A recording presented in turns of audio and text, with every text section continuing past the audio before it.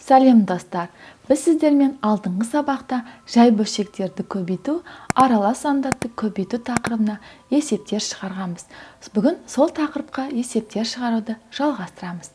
Бізге бір конфеттің килограммына 350 теңге төлесек, ал 1,5-3 килограммға қанша теңге төлейтінімізді табайық.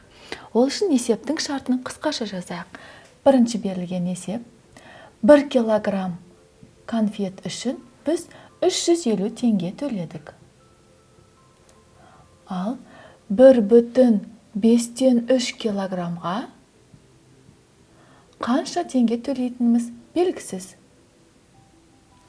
Енді бізге белгісіз ақшаны табуымыз қажет. Яғни 1 килограммға біз 350 теңге төлейміз, ал 1,5-3 килограммға қанша теңгеміз төлейтінін табу үшін 1,5-3-ке 350-ді көбейтуіміз қажет. 1,5-3-ке көбейтеміз 350-ді.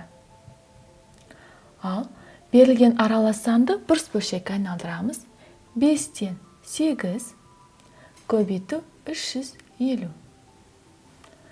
Натурал сан мен бөлшек санның ережесі бойынша бөлімі 5 қалады, алымына 8 бен 350-ді көбейтеміз. 350 мен 5 саны 5-ке қысқарады. Бөлімінде 1 қалады, алымында 350-дің орнына 350-ді 5-ке бөлетін болсақ 70 қалады. Мәні 8 бен 70-дің көбейтіндісі. Яғни бөліміндегі 1-ді жазбаймыз. Ал 8 жердегі 7 56 болғандықтан 8-ді 70-ке көбейтсек 560. Яғни 1,5-3 килограммға 560 теңге төлейміз. Енді бізге екінші тапсырма шаршы берілсін. Шаршының қабырғасының ұзындығы 2,4-3 дециметрге тең болсын. Яғни қабырғасының ұзындығы 2,4-3 дециметр. Табу керек осы шаршының периметрін табу қажет. Және осы шаршының аудан есептеу қажет. Енді шаршының периметрін формуласын еске түсірейікші. Яғни периметр дегеніміз шаршының барлық 4 қабырғасы тең болғандықтан формуласы тең 4а-ға тең. А-ның мәні бізде 2,4-3. Яғни 4-ті көбейтеміз 2,4-3-ке. Ол дегеніміз 4-ті көбейтеміз 2,4-3-ті бұрыс бөлшек түрінде жазсақ, 4-тен 2 жердегі 4-ім 8, 8-ге 3-ті қоссақ 11. 4 пен 4 қысқарады бірден, мәні 11-ге тең. Яғни берілген шаршының периметрі 11 дециметр дегенді білдіреді. Енді осы шаршының ауданын табайық. Аудан формуласы ол берілген қабырғасының квадратына тең, яғни А-ның квадраты. А-ның мәні бізде 2,4-3, яғни 2,4-3-дің квадраты. Осы санды квадраттауымыз қажет. Алдымен 2,4-3 санын бұрыс бөлшек түрінде жазатын болса, ол бізде 4-тен 11-ге тең, яғни 4-тен 11-ді квадраттаймыз деген сөз. Ал ереже бойынша 4-тен 11-ді өз-өзіне 2 рет көбейтеміз. Енді оны ойша көбейтсек, 4-ті 4-ке көбейтсек 16, 11-ді 11-ге көбейтсек 121. Яғни 16-тан 121-ді бірден аралас сан түрінде жазақ. 7,16-дан 9-ға тең. Бізге енді келесі тапсырма грамм өлшемімен берілсін. Берілген килограммды граммға айналдыруымыз қажет. Ол бізде үшінші тапсырма. Яғни 3-тің асы деп қарастырайық, грамм берілген. Керісінше килограммды граммға айналдыруымыз керек. 4-тен 3 килограммда қанша грамм бар? Ол үшін 1 килограммда біз 1000 грамм бар екенін білеміз. Яғни 4-тен 3-ті көбейтеміз 1000-ға. Ал натурал сан мен бөлшек санның көбейтіндісі бойынша 4, 3 пен 1000. Енді 1000-ды 4-ке бөлейік. Екеуде 4-ке қысқарады, қалады 250. Алымындағы 3 пен 250-ді көбейтсек 750 граммға тең. Енді осы жерде бізге енді сантиметрге айналдыру керек. Сантиметрге. Бізге берілсін 5-тен 2 дециметр. Ал біз 1 дециметрде 10 сантиметр бар екен білеміз. Олай болса 5-тен 2-ні көбейтеміз 10-ға.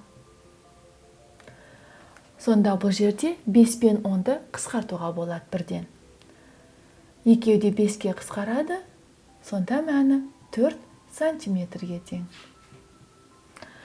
Енді бізге метр берілсін. 20-дан 7 метрді сантиметрге айналдыруымыз қажет.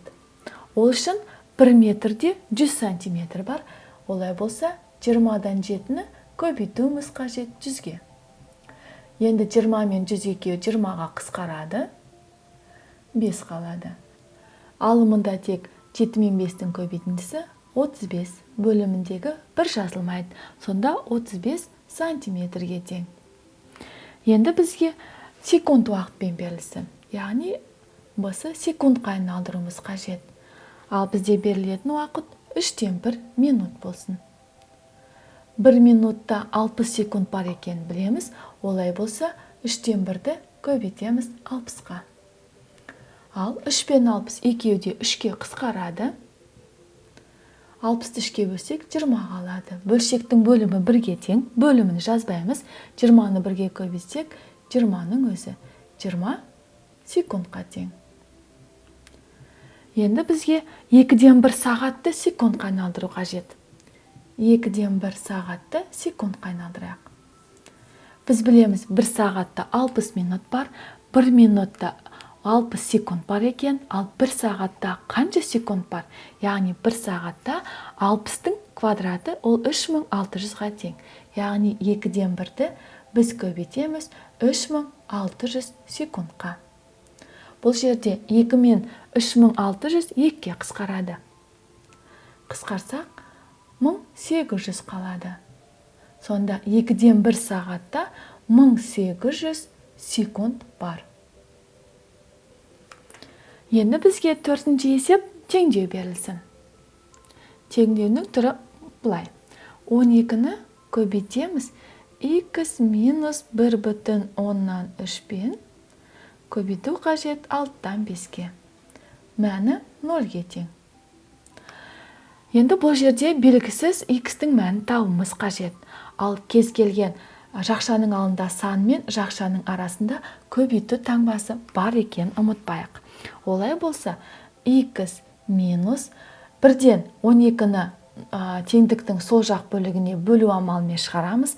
Ал 0-ді 12-ге бөлетін болсақ, мәні 0-ге тең. Ал жақшаның ішіндегі 1,10-нан 3-пен көбейту керек 6-тан 5-ті. Алдымен аралас санды бұрыс бөлшек түрінде жазайық. 10-нан 13 көбейту 6-тан 5. Тең болады 0-ды 12-ге бөлсек 0-ға. X тең, бізде минус таңбасы. X теңген минус. Бұл жерде 10-нан 3 пен 6-тан 5-ті көбейтейік. Бұл жерде 10 мен 5 қысқарады. 1 және 2 қалады. Сонда бөлшегіміз 12-ден 13-ке тең. Тең 0-ге. Енді x-ті табайық.